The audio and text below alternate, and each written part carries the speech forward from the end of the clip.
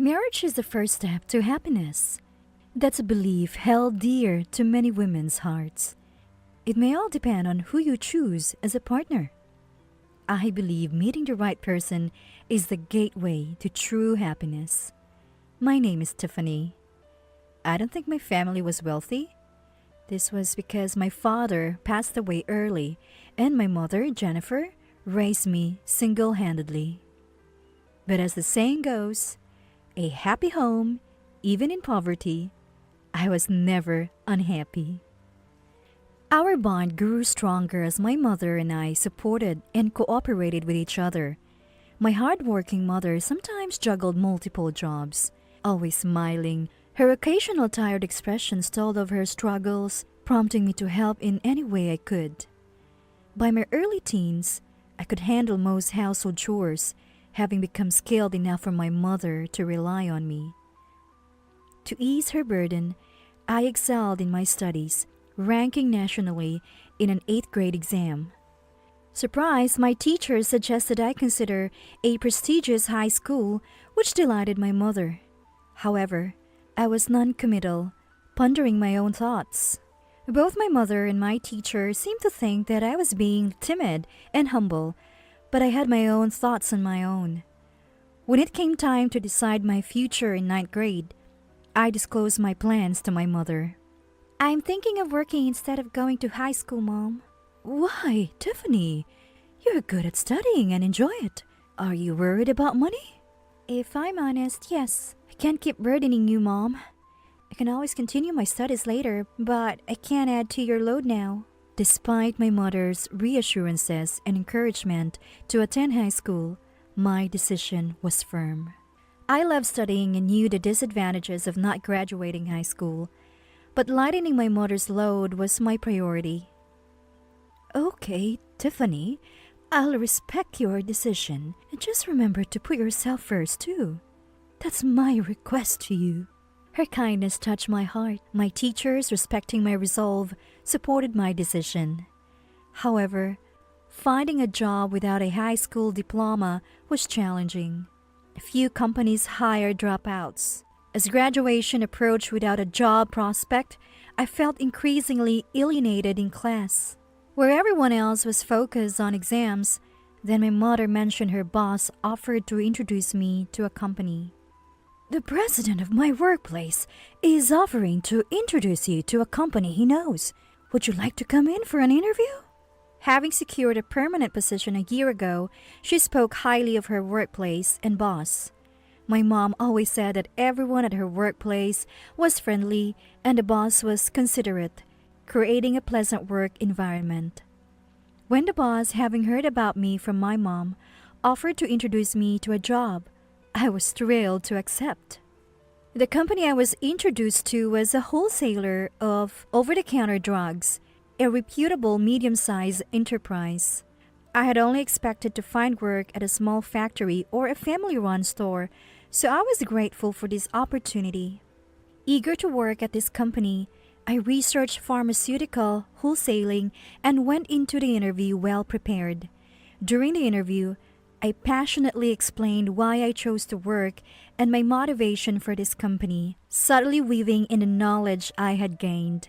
I thought it pretentious to boast about my newly acquired knowledge, believing it sufficient to show that I had done my homework.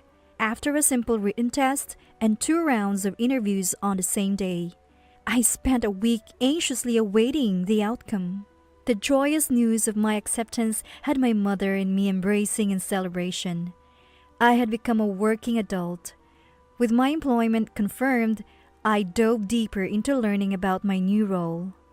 I hadn't expected a high school dropout like me to be given core tasks immediately, but I believed that knowledge would always prove useful. I was assigned to the sales department, tasked with supporting the sales staff. My mentor, Tom, a second-year employee, patiently guided me from the basics. "You've studied the details well. It saves time in explaining things, and you catch on quickly." I couldn't help but feel happy to hear such praise. I was the youngest in the department, and everyone treated me kindly, filling me with gratitude. However, one senior female colleague, Mary, seemed to dislike me, often belittling me for being a dropout. Even Tom, unable to strongly confront her due to her seniority, could only offer wry smiles. Don't worry about it. Everyone knows you're working hard, he reassured me. Yes, I'll keep doing my best to earn her recognition too, I replied, determined to persevere despite her demeaning behavior. The day I received my first paycheck, I invited my mother to dinner as I had planned. Although my salary was modest, I booked a nice restaurant to express my gratitude. While enjoying our meal, a voice interrupted us. What a luxury for a dropout! Is this your last supper or something? Initially, I didn't realize the remark was directed at me until I heard dropout. Turning around, I saw Mary, smirking condescendingly. I am here for a business dinner. I am successful like you. But if your presence ruins my deal, what then? Go home before you embarrass yourself further. As she continued her rudeness, I wondered what her problem was with Tom intervened. What are you saying? She's a valuable member of our team. You always go too far. It was Tom who stepped in to calm the situation. Everyone from the client side seems uncomfortable too, he said, leading Mary away. The atmosphere lightened and my mother commented, That person lacks common sense more than I thought. Her words brought a smile to my face, and we concluded our pleasant meal. The next day, I thanked Tom for his help, to which he replied, It's okay. It's the right thing to do.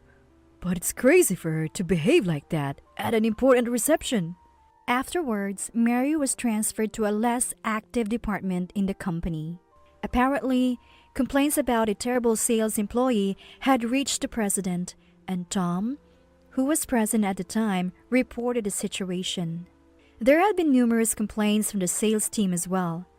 I later learned from my mother that she had discussed the incident with her company's president, who then reported it to my company's president. This meant a better work environment for me, as the troublesome senior was gone. Before I knew it, it was in my 4th year at the company. I honed my skills, initially handling internal administrative tasks and supporting sales staff. But gradually I began accompanying them on sales visits, exiting the role of support. My current goal is to handle sales activities independently. By the end of my 2nd year, I no longer had a designated mentor and often worked in pairs with Tom. After a successful major deal we worked on together, Tom invited me to a celebratory dinner. It was there that my destiny took a significant turn. Tiffany, would you consider marrying me? He asked, skipping the usual dating proposal. I was momentarily speechless, but quickly gathered my thoughts. Yes, I'd be honored, I replied, surprised at my own immediate response. I had already been drawn to him. From that moment, marriage talks progressed rapidly.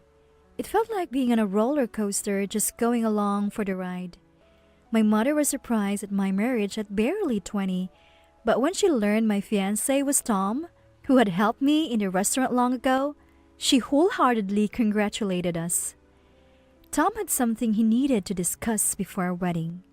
Mom fell and broke her leg recently. She's healed and discharged from the hospital, but she's still quite inconvenienced, so I was thinking we might live with her for a while to help out. What do you think? I was taken aback by the sudden prospect of living with and caring for Donna right after getting married. Then he suggested, I know it's tough, but how about quitting your job and becoming a housewife? I was troubled by the idea of quitting my job. After all, I find my work fulfilling and have so much more I want to achieve. After some thought, I responded to Tom. I understand about taking care of your mother. I'll help as much as I can, but I don't want to quit my job right now. It might be difficult, but I want to balance both. So I need your support too, Tom. Tom smiled kindly at my answer. All right, I respect your feelings, Tiffany. I'll do my best to help out too. As the weather began to warm up, I became a bride. What was supposed to be a blissful married life soon faced unforeseen challenges. I had only met mother-in-law Donna once before the wedding, and she seemed gentle and kind, struggling with her leg, so I wanted to help as much as I could. However, the Donna I met after moving in seemed like a completely different person. Tiffany, my leg hurts so I can't do anything. You'll have to take care of everything around the house. A wife must serve her husband and mother-in-law. Tiffany, you're always late preparing dinner. Are you trying to starve Tom and me? As a daughter-in-law, you should handle household chores properly. Tiffany, Tom mentioned wanting lobster for dinner today. Prepare something special, okay? What? What about money? You're working, aren't you? Don't just rely on Tom's income. You should take care of it. Donna's demands came at me like a storm. She completely avoided any household chores, but was always quick to give orders.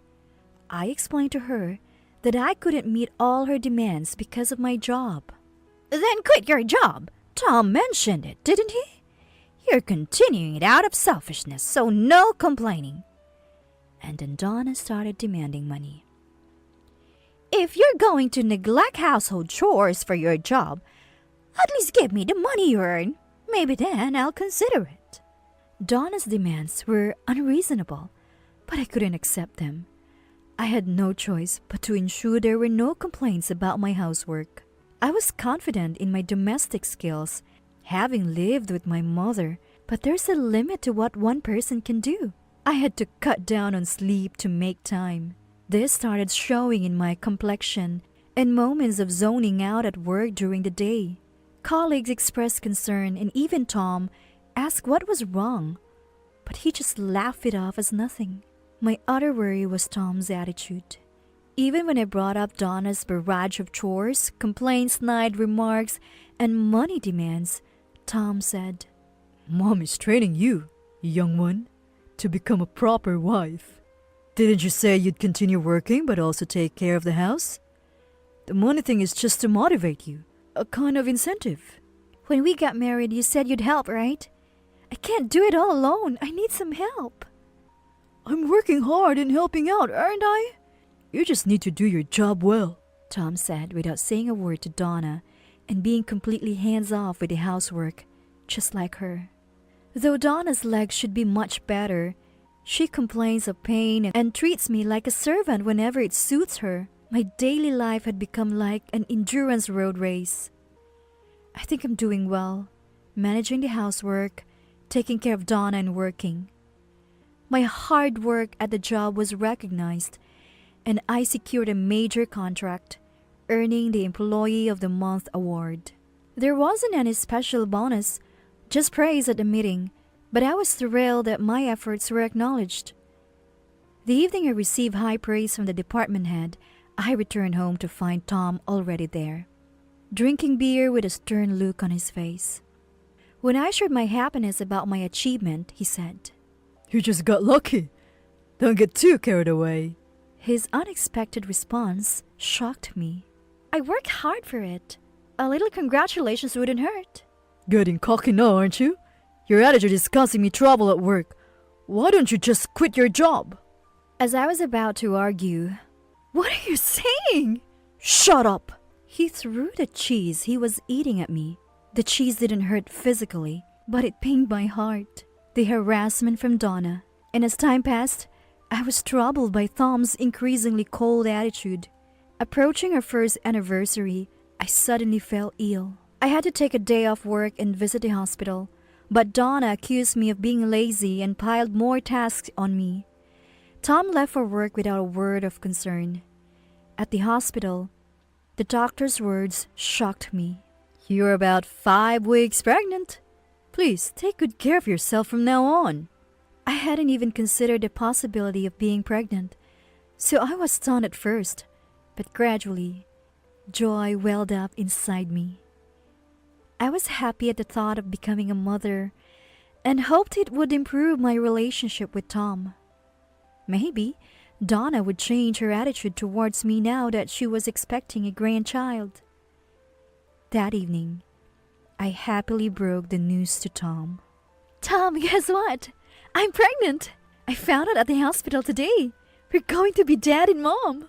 I expected Tom to be overjoyed, but his reaction was the opposite. He was silent, his face expressionless. As his lack of smile erased mine, he finally spoke.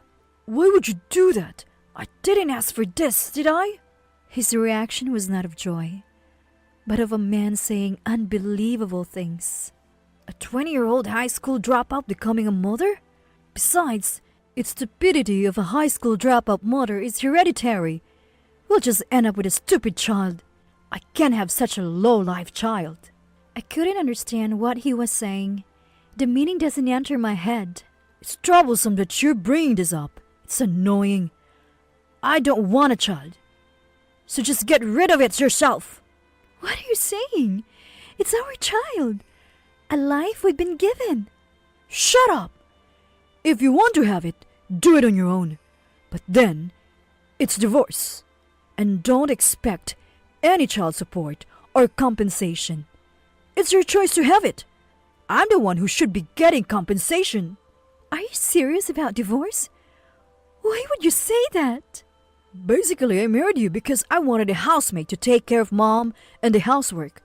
But you didn't quit your job and neglected housework. When I tried to get you to contribute financially, you refused. You've been useless, and you were getting in the way at work too. Then Donna appeared. Tom finally decided to dump this useless woman. Good for you. I don't remember much after that. I found myself signing divorce papers and being kicked out of the house. Walking down the street at night, I realized how premeditated it all was. I thought about it absent-mindedly. My feet naturally headed towards my parents' house. I can't help but feel grateful to my mother, who welcomed me back without a word when I suddenly returned.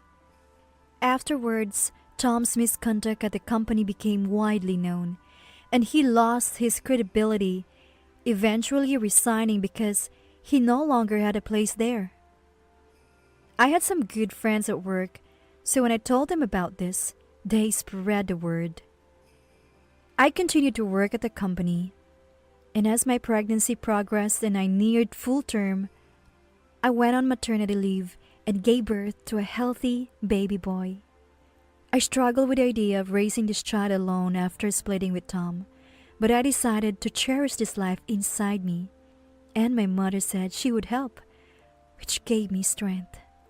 When I saw the baby born, I vowed firmly to raise him well. My son, whom I named John, grew up full of energy. He's a kind, intelligent child, contrary to Tom's claim that he would only be a fool. I juggled parenting and work, giving my all. Before I knew it, John had turned 20. He's grown up so well. John is a son to be proud of. One day, John and I had to visit the biggest hospital in the neighborhood. As we were heading to the main reception to take care of some business, I was suddenly approached. Hey, is that you, Tiffany? Wow, you've aged, huh? It's been what, 20 years? There stood Tom, a man I never wanted to see again. Of course, we all age, but Tom looked much older, a mere shadow of his former self. Next to him was a woman dressed too young for her age. Did you end up poor after I left you? After you, I had to leave the company, but I quickly found another job at a bigger firm. And now I'm a manager.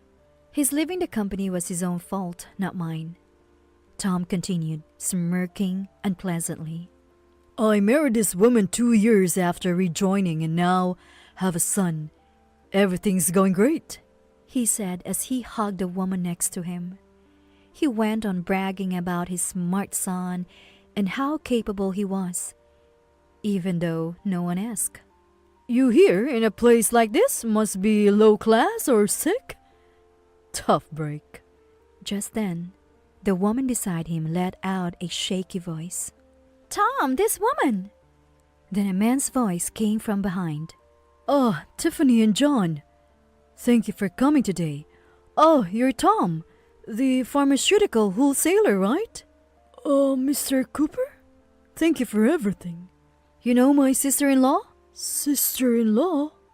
My husband is the brother of the hospital director. You? You're remarried? Yes. I married my current husband 3 years after leaving you. After leaving Tom. I raised John with my mother's help and continued working until I met the president of a client company and remarried.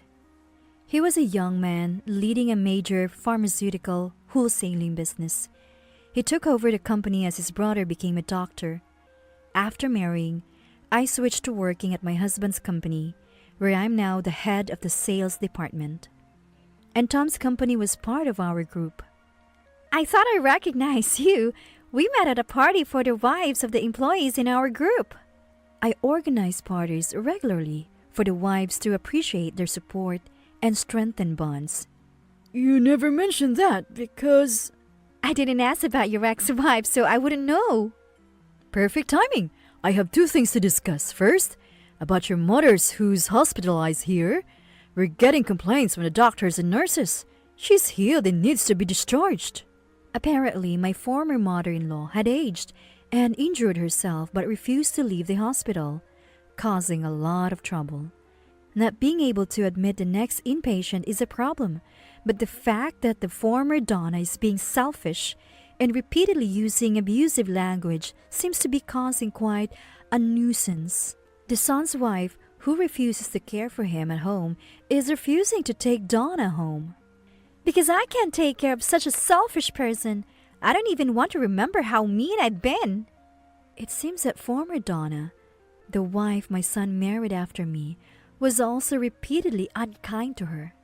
And another thing, I'm thinking of terminating our business dealings with you. I believe you and the head of the pharmaceuticals at my hospital knew why.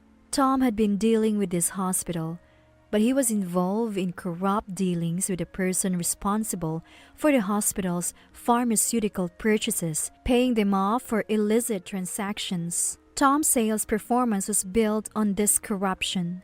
That's why I called Tiffany here today, to expose your misdeeds and to appoint her as the new contact for future dealings. Tom's face turned pale, and he started to shake. That's when John, standing beside me, spoke up.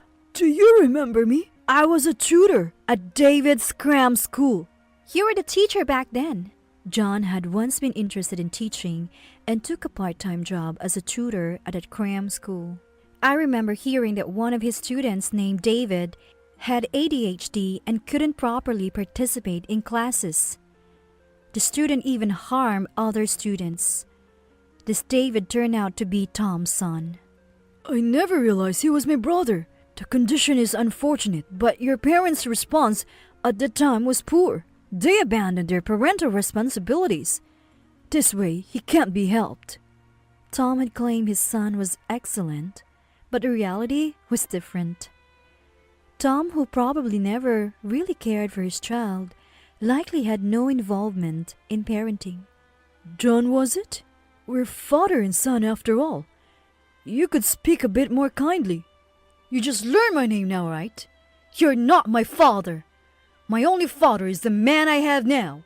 Tom, clearly rejected by John, was shouting. The reason Mom and I came to this hospital today was to discuss the implementation of a business management system I developed. By the way, your company wanted my system, but I think I'll cancel that deal. John was always a bright child, often surprising me. Once he took an IQ test on someone's recommendation. The result was an IQ of 150, marking him as a genius. His talent only grew with age, and now he's enrolled in a prestigious university and started a company selling the new business management system he developed last year. Wait, if I can implement that system my boss is crazy about because of me, what will happen to me? Tom's anguished screams echoed around. After that, Tom was fired from his company. The reasons were the corrupt dealings with the hospital causing loss to the company, his role in preventing the implementation of the new system, and having to take care of his mother, who was practically kicked out of the hospital and now half senile, with his wife clearly unhappy about it. With a disabled son to care for as well, Tom was struggling daily. He became unemployed, struggling to find a new job, living off his savings. But for how long? Sometimes I wonder, what if Tom had been happy when John was born? What if Donna had remained a kind and gentle person she first seemed to be? I know there's no point in thinking about what ifs. What matters most is that I'm happy now. This isn't a world of what ifs. This is reality. And if this reality is wonderful, that's enough for me. But even after 20 years, sometimes I still find myself thinking about all these things.